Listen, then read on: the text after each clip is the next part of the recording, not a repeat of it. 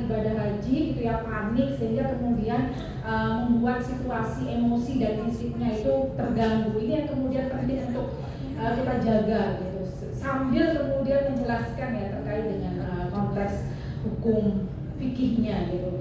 Jadi selain itu ada emosi yang perlu kita jaga, itu titik poinnya. Ketika masih ada waktu ya, tentu saja kita berkonsultasi dengan tim kesehatan untuk mengkonsumsi obat penghenti haid gitu ya, yang kemudian secara ini hukumnya rukhsah menurut Ibnu Asyuyuti, dan kemudian yang kedua merubah niat dari haji tamattu ke haji ifrad. Permasalahan yang kedua, sebelum puncak haji ada beberapa jamaah lansia itu yang memaksakan diri untuk beribadah di Masjidil Haram gitu. Nah, padahal belum puncak haji, sementara haji itu kan membutuhkan tenaga yang kuat, fisik yang kuat.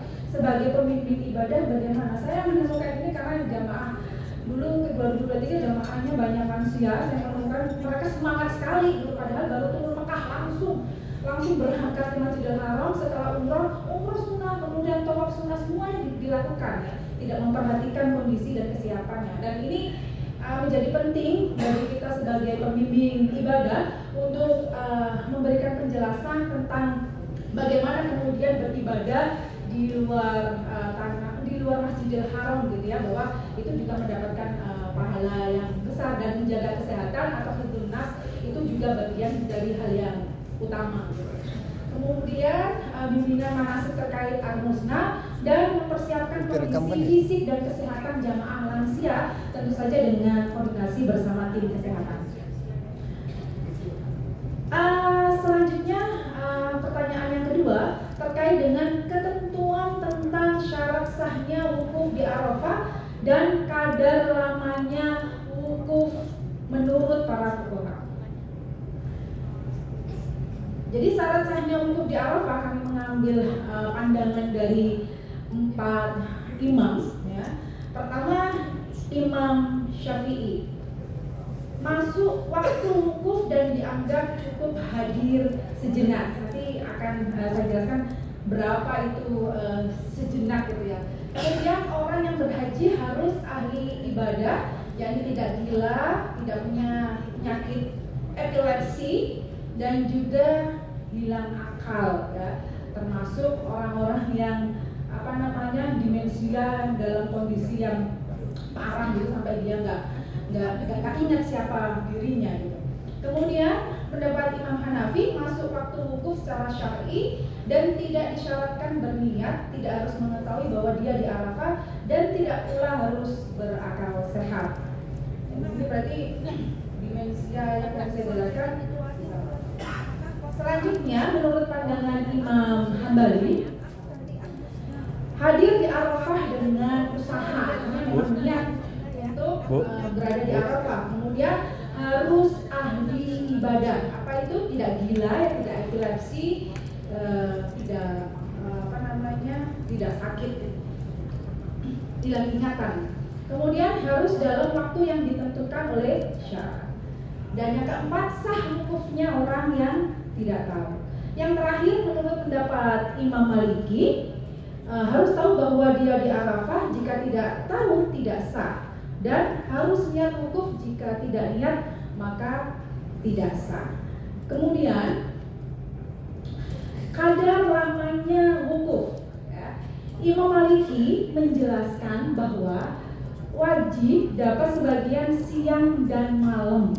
Hanya siang saja dianggap tidak sah. Jadi harus berada di tanah Arafah siang dan malam.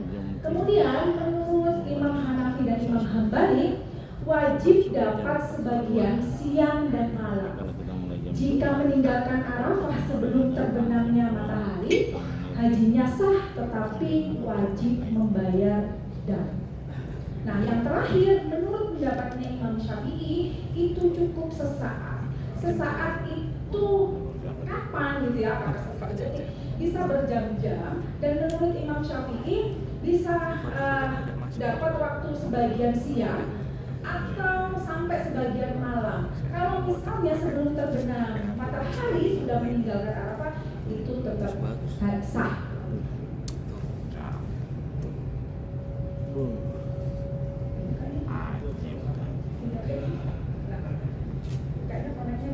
Nah, selanjutnya akan dijelaskan oleh Bapak Asep Dadang terkait dengan bagaimana solusinya jika terdapat jamaah haji yang muhsor atau tertinggal waktu.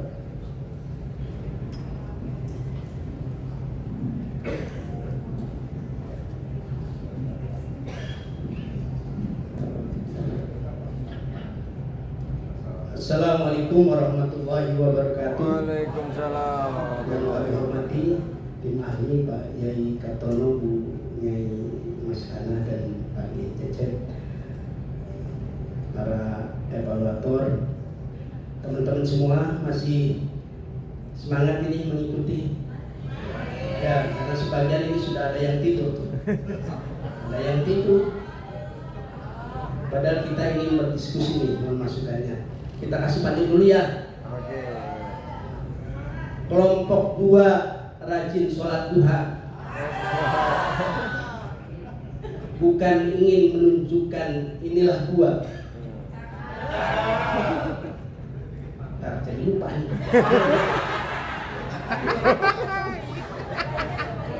Kami sudah berusaha, selanjutnya mohon masukan Bapak Ibu semua. Baik, Bapak Ibu sekalian, kita melanjutkan tadi sudah dibahas terkait tentang wukuf.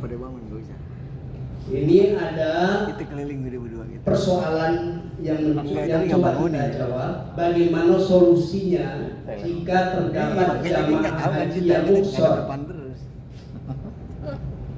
Dalam konteks ini, yaitu muhsor tertinggal waktu wukuf. Kalau di tadi yang dijelaskan oleh presentator sebelumnya, bisa jadi terhalang, masih jauh seperti dulu kasus Nabi kita Nabi Muhammad ya, ketika terhalang di Hudaybiyah. Nah, tapi ini bisa jadi tertinggal sudah di Mekah, tapi ada persoalan macam-macam sehingga sampai ke sana sudah terlewat waktu. Maka untuk memahami ini kita pertama harus memahami batasan waktu wukuf itu kapan. Ada yang tahu batasan waktu wukuf? Dari kapan sampai kapan, Bapak Ibu? Dari tergelincirnya matahari sampai sampai fajar terbit. Sehingga kalau dikatakan tertinggal waktu wukuf, misalnya datang ke situ sudah subuh. Karena terbit fajar sekaligus tanda masuknya sholat subuh. Maka ini tertinggal. Yang pertama yang ingin kami jelaskan bahwa bagaimana kalau kemudian tertinggal seperti ini. Ingat bahwa wukuf adalah salah satu rukun haji. Bahkan wukuf adalah puncak haji, ibadah haji. Al-Hajjul Arafah. Bagaimana kalau tertinggal? Ada hadis ternyata, dan hadis ini muttafaq alaih. Hadis yang disahihkan oleh Imam Bukhari dan Muslim sudah kuat. Apa Nabi bersabda, man adrokal Arafah adrokal hajj. Barang siapa mendapati Arafah sudah mendapatkan haji. Dan dalam hadis riwayat Tirmidzi disebutkan, barang siapa yang tertinggal, man fatahu Arafah faqad fatahu al-hajj. Barang siapa yang tertinggal wukuf di Arafah, maka sudah ya hajinya juga. Artinya hajinya apa ini? Hajinya batal sudah. Karena memang ini rukun. Lalu bagaimana solusinya yang dipertanyakan? Bagaimana solusinya? Sudah di situ posisinya sudah niat sudah niat ihram, ya. Sudah niat ihram. Bagaimana kemudian? Maka harus ditutup ibadahnya dengan tahallul. Tidak boleh kemudian kita nyelonong langsung kemudian pergi tanpa salam, kan gitu. Harus kita tutup dulu dengan tahallul. Ya. Yang kemudian kalau dalam posisi misalnya tadi dalam ibadah haji karena ini kasusnya, maka setelah tahallul itu, ya, para jamaah diarahkan untuk kemudian berpindah niat untuk umroh. Niat untuk umroh, kemudian menjalankan rukun-rukun umroh, yaitu apa saja? Ya, niat, kemudian tawaf umroh, kemudian apa lagi? Jadi lupa ini. Mohon diperhatikan waktu. Baik, terima kasih. Niat untuk umroh, sa'i, kemudian syukur dan itu tahallul. Selesai. Kemudian yang selanjutnya dengan tertinggalnya batalnya haji tersebut, wajib mengulang. Menurut jumhur ulama, kalaupun hajinya itu haji fardu atau sunnah, wajib mengulang dan membayar dam. Sedangkan menurut sebagian Imam Malik, ya, Ahmad, wajib mengulang jika haji fardu. Kalau sunnah tidak. Ya. Tapi ada kewajiban yang lain, ya, tadi tentang dam. Kalau menurut Imam Hanafi, ketika sudah batal maka sudah tutup batal hajinya dan kemudian tidak perlu bayar dam. Kemudian selanjutnya terkait tentang hukum mabit di Mina. Hukum mabit di Mina jelas ada dua pendapat besar, yaitu jumhur ulama mengatakan itu wajib haji, ya. Kemudian Imam Abu Hanifah madhab fuqaha mengatakan itu sunnah. Kalau itu dianggap wajib haji, maka ketika tertinggal maka harus bayar dam. Sementara kalau menggunakan pendapat Imam Abu Hanifah, maka tidak wajib bayar dam. Posisinya di situ. Permasalahannya yang terus terang ini kami hadapi sendiri, Bapak Ibu sekalian. Tahun 2024 kami haji. Ada kemudian sebagian dari kita waktu awal komitmen akan mabit, setelah melihat kondisi di Mina, ya, kemudian kok seperti ini, tempatnya sangat sempit. Akhirnya ternyata kemudian meninggalkan Mina baru sehari. Artinya mabitnya tidak penuh, setengah jalan kemudian ke Mekah menjalankan tawaf ibadah. Nah, gimana ini? Padahal yang kita ketahui bahwa yang disebut mabit itu tanggalnya adalah tanggal 11, 12. Kalau ini nafar awal selesai sampai tanggal 12. Kalau nafasani sampai tanggal 13. Ini persoalannya hanya sampai tanggal 11, kemudian pergi, dianggap sudah ditinggalkan mabitnya, kemudian kembali ke Mekah untuk menjalankan tawaf ibadah. Maka kalau kita melihat dari kasus, misalnya ada yang namanya tanazul, maka ini juga bisa dilihat dari kasus itu, menggunakan kasus itu, gimana bahwa kalau meninggalkan mabit itu karena ada uzur, ya, dengan berbagai macam uzur, maka itu tidak langsung kepada persoalan. Ya, jadi kalau tidak atau karena uzur maka tidak dikenai dam. Tapi kalau karena tadi apa? Kalau tanpa uzur dikenai dam. Oh, bukan tanpa itu, salah itu. Tulisannya salah itu. Mohon maaf ini. Kalau ada uzur, kalau tanpa uzur benar ya, dikenai dam. Mohon maaf nih.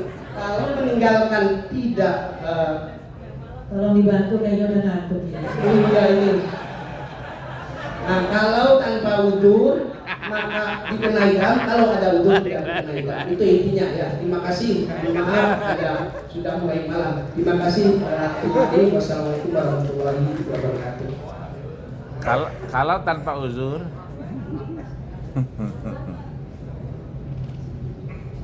Kayaknya 2 soal lagi yang belum dijawab ya. Seperti perempuan yang tadi Pak yang menyampaikan ke poin langsung dari Pak. Terima kasih. Assalamualaikum warahmatullahi wabarakatuh. Untuk mukaddimah saya ikutkan cepat saja karena ini waktu sudah malam dan waktunya sudah berakhir ini sebenarnya. Jadi harusnya langsung ditutup. Oke.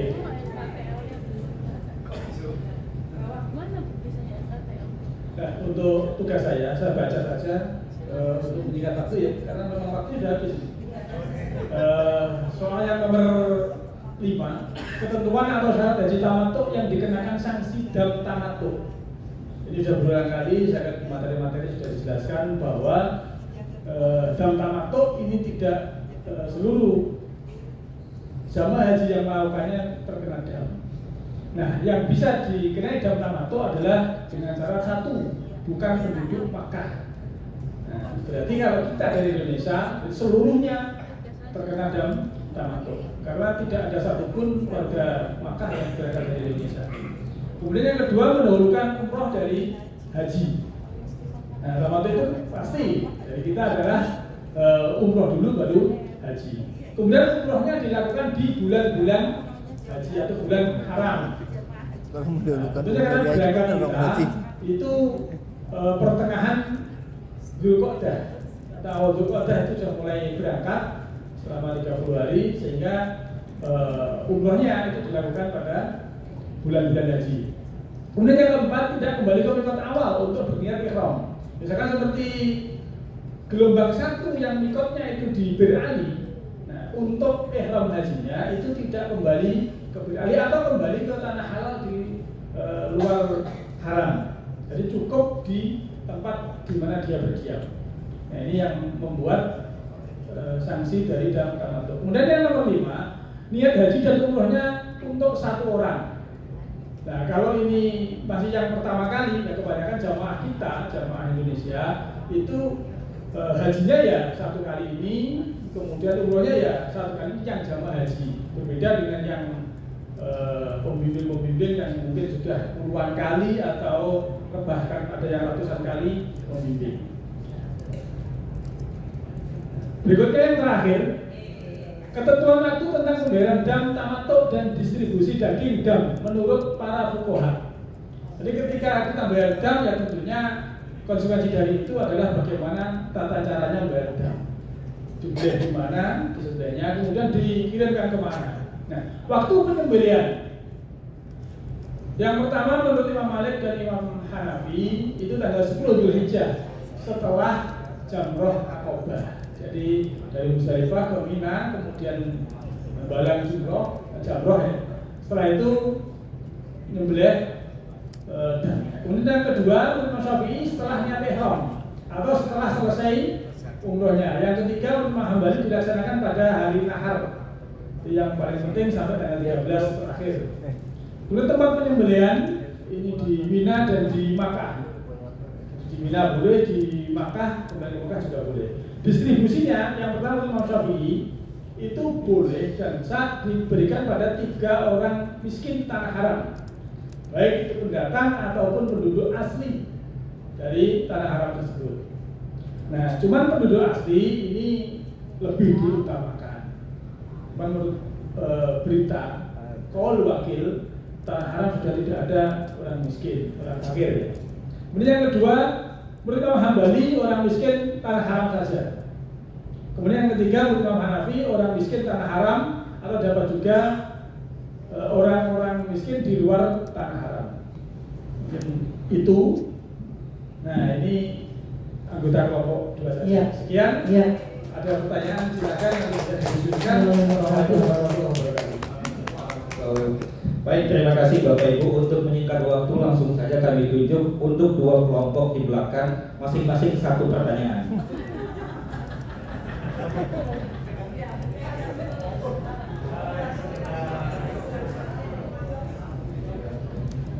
Ya, bismillahirrahmanirrahim. Assalamualaikum warahmatullahi wabarakatuh.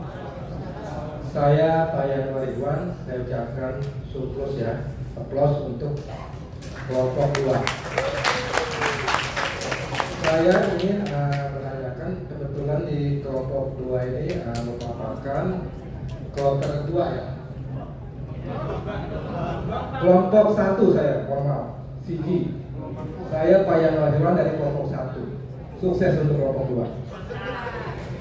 Saya ingin menanyakan, di sini kan Bapak Ibu ini kan sebagai pembimbing ibadah kloter, bersama kloter di sini kan. Pembahasan Bapak Ibu juga kelihatannya masuk gelombang 2 karena sudah pakai ihram dari bandara langsung ke Mekah ke hotel. Nah kebetulan sampai di hotel itu jam 10 malam kita pakai ihram dan kita itu bersama jamaah kurang lebih 385 karena kalau di petugas kan ada petugas kloter, pembimbing kesehatan dan apa 547. Izin Pak, mungkin langsung ke inti pertanyaan saja. Siap. Intinya ketika di sana kan rata-rata jamaah itu kan pada mau langsung melaksanakan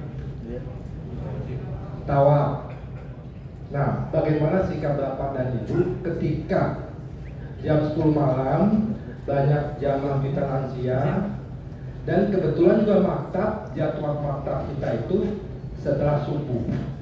Bagaimana sikap Bapak Ibu sebagai pembimbing untuk mengatasi hal ini? Cukup Pak, baik, terima kasih. Selanjutnya Langsung saja deh, ini terkait dengan kelompok 2, 1 deh. Kelompok 3. dua. Kelompok 3. Oh, 3. Ya. Memang 2 selalu disebut. Izin deh, di dalam bukunya Pak Kia itu ada bab tentang orang yang dalam keadaan sakit, stres berat atau gila itu boleh dibadakan hajinya menurut Imam Jumhur ya. Di sini secara nanti kan jadinya jatuhnya niku hajinya haji badal nggih. Ngoten nggih. Lah tadi sebelum Prof. Dr. Haris kalau nggak salah nggih, ada jamaah yang kemudian ngamuk-ngamuk karena piagamnya atau keterangan hajinya haji badal karena beliau tidak tahu kalau dibadali. Nah nanti sebagai panjenengan atau kita sedoyo ketika nanti menjadi pembimbing atau pendamping haji, bagaimana solusi atau cara untuk memberikan menenangkan jamaah tersebut dan ataukah karena saya belum tahu ya apa emang di dalam piagam itu disebutkan di situ haji badal. Kalau misalnya diganti hajinya sendiri, maka walaupun sebenarnya badali, niku pripun mboten nggih. Niki yang pertama, yang kedua. Terima kasih. Baik, kami persilakan kepada kelompok 2 untuk memberikan jawaban. G. Monggo Pak Yai. Slide terakhir lucu. Memang ya. Ya, bismillahirrahmanirrahim. Assalamualaikum warahmatullahi wabarakatuh. Ya, to the point aja. Pertanyaan yang pertama berkaitan pergerakan jemaah haji ketika telah sampai di Mekah untuk melakukan umroh. Kebetulan tadi jam 10 malam ya. Nah, alhamdulillah kita sudah bicara tentang perencanaan SOP kemarin. Nah, dalam satu kloter sudah ada pembicaraan rencana perjalanan ketika di tanah air. Jam-jamnya sudah kita bahas juga. Maka ketika pergerakan jamaah itu sampai ke Mekah jam 10, nah kita bagi kelompok itu. Apalagi dalam kloter itu ada kabiru. Pergerakannya tidak satu kloter, tapi kita bagi-bagi. Ya, siapa petugasnya kloter di mana, pembimbing ibadah di mana, kemudian kabirunya di mana nanti. Nah, kita pecah nanti. Yang mana yang lansia, yang uzur, kita tunda keberangkatan untuk umroh. Kita laksanakan bagi yang sehat-sehat dulu. Nah, setelah pelaksanaan yang sehat-sehat, baru kita mengkondisikan pergerakan kepada jemaah yang lansia. Demikian, mungkin dari teman yang lain ada menambahkan. Cukup ya, jelas Bapak ya? Ya, alhamdulillah. Barakallah. Baik, untuk pertanyaan yang kedua. Terima kasih menanggapi nomor 2. Untuk jemaah gila, lansia, kemudian RISPI begitu ya. Itu pemerintah ada programnya. Jadi ada jemaah programnya itu ada safari wukuf lansia, RISPI, disabilitas dan lain sebagainya. Jadi itu kalau yang diikutkan program itu tentu itu tidak badal. Jadi mengikuti pendapat-pendapat yang sudah disampaikan tadi, wukuf sesaat dan lain sebagainya itu. Jadi ketika jemaah itu diikutkan program tersebut, maka itu hajinya sendiri karena itu dia dinaikkan bisnya ke Arafah, balik lagi ke kalau yang KKHI balik ke KKHI, kalau yang ada lagi yang safari wukuf non KKHI itu balik ke hotel khusus lansia. Itu disiapkan beberapa hari sebelum Arafah, seperti itu. Jadi itu sah, itu hajinya atas nama sendiri, tidak dibatalkan. Yang dibatalkan program pemerintah itu adalah yang wafat sebelum Arafah. Nah, itu yang dibatalkan. Dan keterangan batal itu kan atas nama Bapak ini dibatalkan oleh biasanya bimbat sektor ya, atau teman-teman petugas yang dari pusat yang sudah berkali-kali, atau juga dari mungkin seperti itu. Cukup. Terima kasih. Baik, berikan aplaus untuk kelompok 2. Mohon kepada Bu Nyai, Pak Nyai untuk memberikan masukan untuk penyempurnaan. Kelihatan kerja timnya. Kayaknya langsung aja berkaitan dengan ibadah semua. Pak Yai sudah mencatat dari beberapa kesempurnaan dari jawaban kelompok 2. Ya terima kasih, nggak terlalu banyak. Ini saya tanggapi tentang tadi ya, kalau apa tadi yang dipertanyakan datang ke Mekah jam 10 malam masih babak ikram, kemudian ternyata program itu berubah karena maktabnya mintanya subuh gitu kan tadi gitu. Tapi ini tetap harus ada koordinasi antara petugas pembimbing, petugas kloter dengan maktab lah, harus ada kesepakatan itu. Itu sebenarnya teknis saja kalau itu. Kemudian yang ingin saya sampaikan tadi pertanyaan tentang jamaah yang dibatalkan ini. Jadi jamaah yang dibatalkan oleh pemerintah ini, satu jamaah yang berangkat dari rumah meninggal di bandara, sudah sampai embarkasi maksud saya, embarkasi belum berangkat, itu dibatalkan.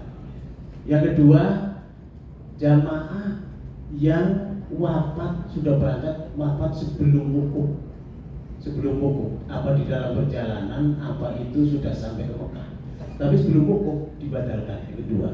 Yang ketiga, jamaah yang dirawat di ICU, menurut dokter nggak mungkin diikutkan untuk wukuf katakanlah itu. Berarti tiga macam ini yang dibatalkan oleh pemerintah, dan yang menentukan siapa yang membatalkan pemerintah juga. Dan itu diberi ada uang kompensasi. Iyalah, ada ujrohnya lah apa gimana. Itu kurang lebih hampir 3.000 real, kurang lebih, tapi sudah dipotong pajak. Kalau pajak gitu. Nah, kalau yang ada di kloter tadi sakit sedikit di kloter itu tetap baru diberangkatkan. Bisa ikut kloternya karena itu sakitnya tidak berat, tapi sakit tapi dia tidak dibatalkan oleh orang lain. Yang tadi disampaikan beliau itu ikut safari wukuf. Jadi ada program safari wukuf oleh PPIH Dakar Mekah. Tapi saya untuk tahun ini saya belum tahu, karena kalau penjelasan Pak Wamen kemarin, Pak Wamen ini kan katanya sudah nggak ada KKHI lagi, nggak ada KKHI lagi, tadi nggak boleh kita melakukan mengumpulin pasien di situ, poliklinik sudah nggak ada lagi. Ini akan lebih sulit. Mohon maaf, ini harus antisipasi. Di mana ngumpulinya? yang sakit-sakit itu kita berangkatin ke Arafah untuk haji, untuk wukuf. Ini pasti akan sulit. Jadi tolong ini antisipasi betul. Padahal itu namanya KKHI atau dulu namanya BPHI, sangat-sangat membantu kita untuk kumpulin jamaah yang bisa kita bawa ke Arafah, tidak dibatalkan tapi dengan cara safari wukuf. Saya belum tahu kebijakan ini apa bisa dia masih nego dengan Menteri Kesehatan Arab Saudi, kementerian kita ke sana, itu mudah-mudahan bisa. Karena itu kalau tidak bisa, kocar kacir ini, kocar kacir menurut saya. Karena yang di kloter banyak yang harus ikut safari wukuf, sementara yang ada di rumah sakit harus dibatalkan. Wah, ini nanti kayak apa bayangannya? Ya mudah-mudahan sih nggak terjadi apa-apa, semua bisa diselesaikan. Tapi kita kan harus antisipasi pelayanan yang sudah bagus tahun-tahun sebelumnya. Mohon para pimpinan kita bisa mempertahankan itu, jangan dibuang. Kalau bisa nego bagaimana caranya pemerintah sana bisa menerima kita. Hanya itu yang saya sampaikan untuk kelompok 2. Mudah-mudahan ini saya berdoa mudah-mudahan peserta lulus semua. Terima kasih. Wassalamualaikum warahmatullahi wabarakatuh. Waalaikumsalam warahmatullahi wabarakatuh. Silakan ditutup moderator untuk